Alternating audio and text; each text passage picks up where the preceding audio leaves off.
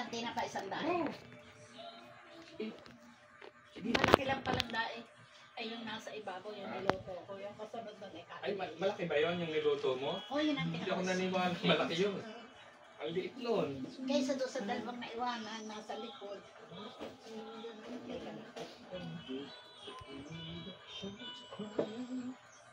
Lasing na yung anak mo, Dek, para mamaya makatulog ka na.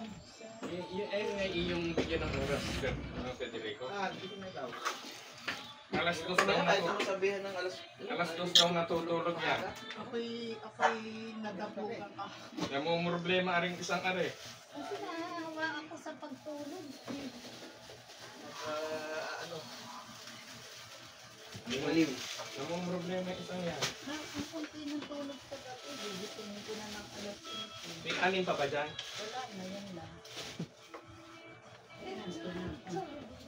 May kamatis sa mantang. Lulutuin ko na ito. Ipiprito na daddy.